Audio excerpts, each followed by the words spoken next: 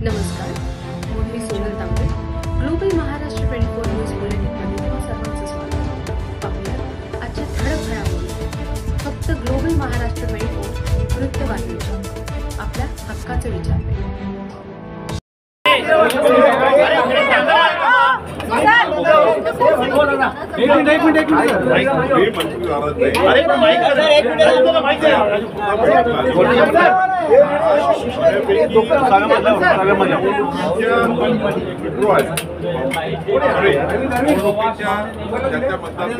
Phone केला होता त्यांना, सांगितलं होतं मी.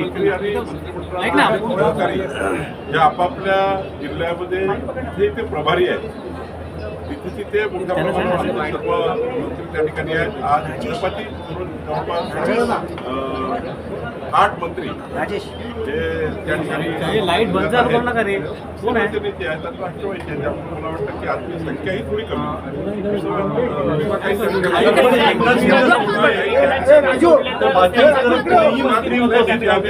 त्या ठिकाणी की आज कार्यकर्त्यांच्या जास्त पडतील ना. प्रत्येक जिल्ह्यामध्ये प्रभारी मंत्री असल्यामुळं त्याच्या जिल्ह्यात मी देतो ना. स्वतः मान्य मुख्यमंत्री शिवसेनेचे मंत्री सुद्धा त्या ठिकाणी आपापल्या भागात आहे आणि राष्ट्रवादीचे आहे. त्यामुळं आज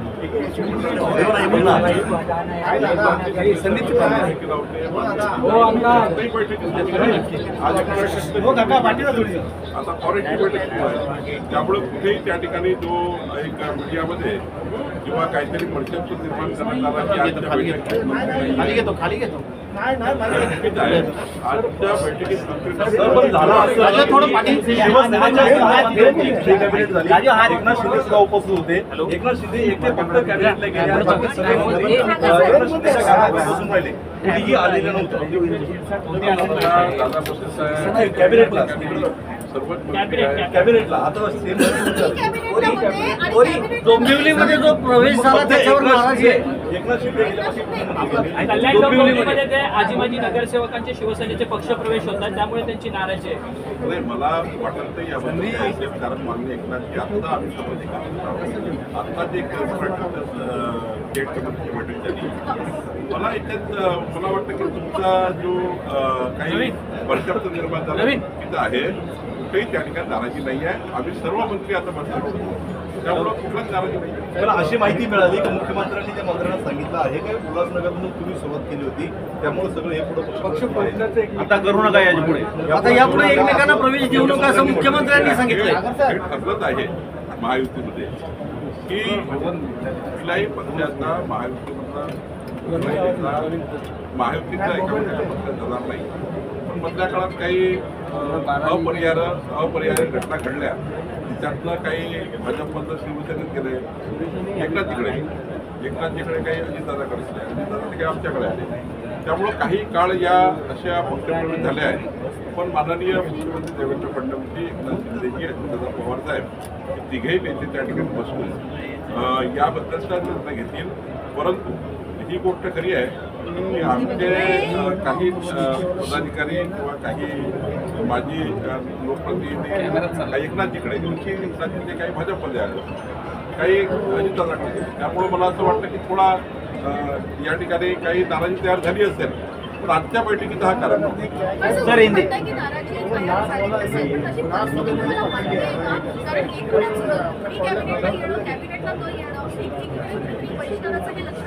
मला वाटतं की पक्षीय राजकारणात महायुतीनं चर्चा होती. पक्षीय राजकारण मागच्या पक्षीय राजकारण महायुतीच्या बैठकीमध्ये जिथे मी आहे, रवींद्र आहेत, आपले संभाजी आहेत, समन्वय समिती आहे महायुती. पक्षाबद्दलचा कुठलाही इश्यू असतो तो काही कॅबिनेटमध्ये किंवा प्री कॅबिनेटमध्ये नाही. प्री कॅबिनेटमध्ये केवळ कुठलाही पक्ष शिवसेनेची असो, अजितदादाची असो, त्या किंवा भाजपाची असो, त्यामध्ये चर्चा होते की आजचे काय विषय असतात, या विषयावर चर्चा होती. कुठल्याही पक्षीय राजकारणाची चर्चा ही महायुतीच्या समन्वय समितीमध्ये होतं. मागच्या वेळी बैठकीत त्या ठिकाणी चर्चा झाली होती. पण मला वाटतं आजचा जो काही चर्चा आहे किंवा आजचा जो काही तुमच्यामध्ये जी माहिती आली आहे याचा काही संबंध आजच्या या पक्षप्रवेशाबद्दल नाही आहे. आजचा संबंध हा केवळ निवडणुकीमध्ये मंत्री त्या ठिकाणी प्रभारी मंत्री आपापल्या जिल्ह्यात असल्यामुळं सर्वांचेच मंत्री कमी आले. भाजपाची आज 8 मंत्री कमी आहेत. त्यामुळं त्याबद्दल केवळ आणि केवळ निवडणुकीमध्ये आपापल्या भागात बसत आहे.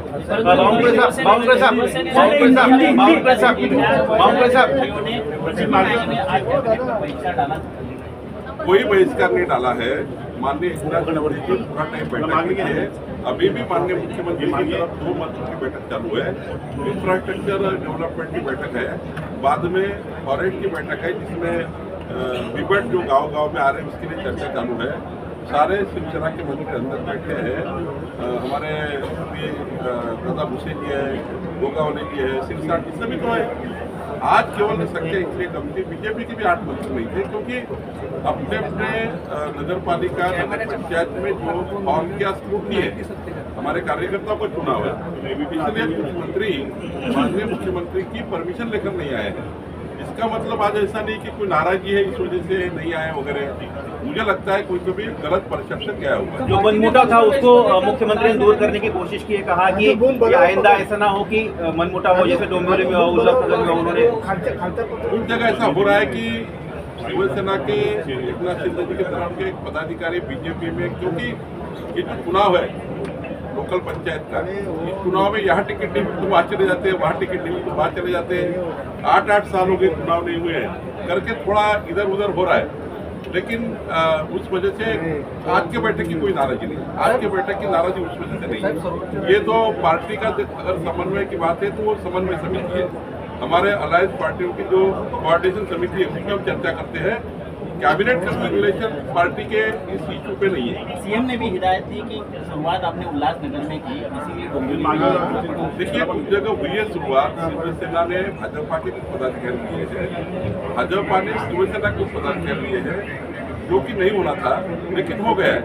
लेकिन मुझे लगता है कि अभी आने वाले दिनों में नगर पंचायत के चुनाव में, महानगर पालिका और जिला परिषद के चुनाव में जिनको टिकट नहीं मिलती है वो इधर उधर जाते हैं.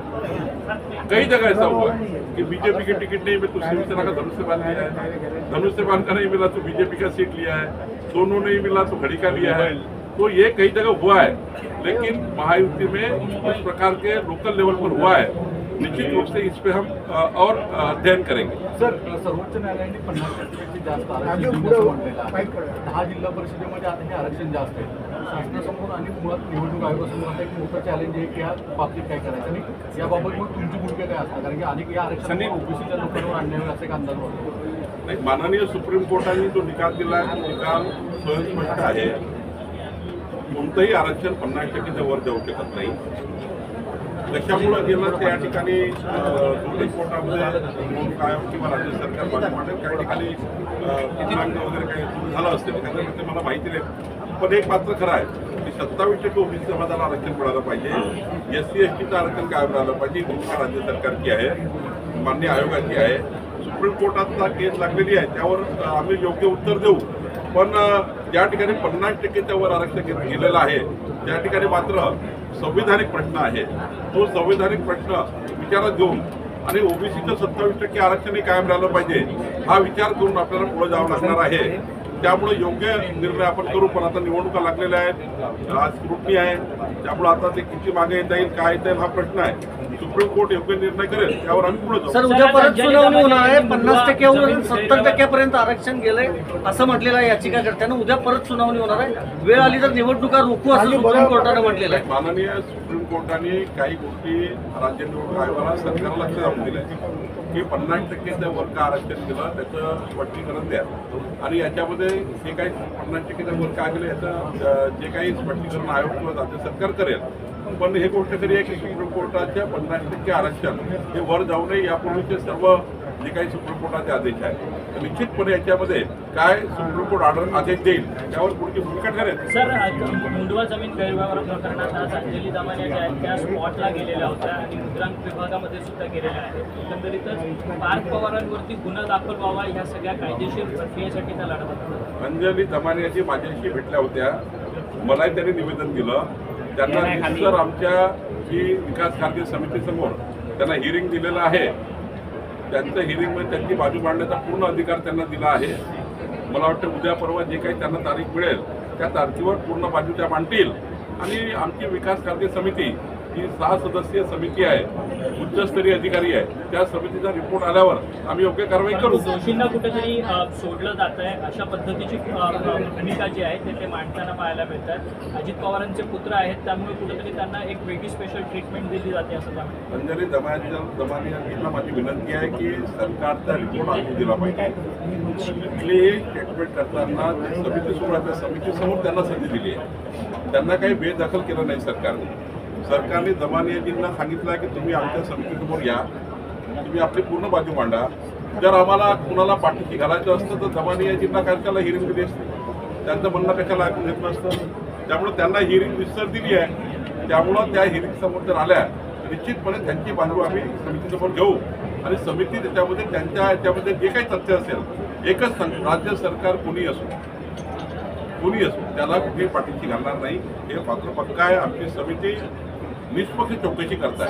सर, शिवसेनेने भाजपच्या हिंदुत्वावर प्रश्न उपस्थित केला. एक असलं हिंदुत्व, आता हिंदुत्वाचा अभिनय असं शिवसेना शिंदे गटातर्फे आध्यात्मिक सेनेनं ट्विट केलेलं आहे. कारण पालघर साधू हत्या प्रकरणातील आरोपीला भाजप पक्ष प्रवेश देणार नाही, ते काही पक्षप्रवेश थांबला आहे, ते काही पक्षप्रवेश दिला नाही आहे. ते मला वाटतं काही ट्विट झालं असेल, थोडंसं कुठलाही पक्षप्रवेश झालेला नाही, दिलाही नाही, देणार नाही. त्यामुळं त्याची काळजी करू नये. दुसरं एक आज महत्त्वाचा निर्णय 4 तारखेला 4 नोव्हेंबरला एक महत्त्वाचा निर्णय राज्याच्या महसूल खात्याने घेतला. यामध्ये 60 लक्ष परिवार आणि किमान 3 कोटी नागरिक या निर्णयामुळं बाधित झाले होते. तो निर्णय 4 तारखेला त्यांनी घेतला आणि तो निर्णय सामान्य जनतेकरता इम्प्लिमेंट झालेला आहे.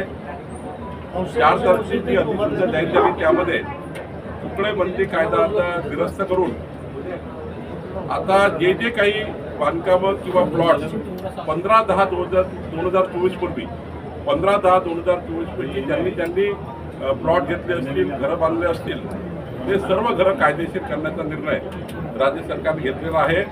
4 तारखेला त्याचे आदेश जारी झाले आहेत. महाराष्ट्राच्या जनतेला फार मोठा दिलासा मिळालेला आहे. खरं तर एक विधिमंडळात मी घोषणा केली होती तुकडेबंदी कायदा रद्द करण्याची.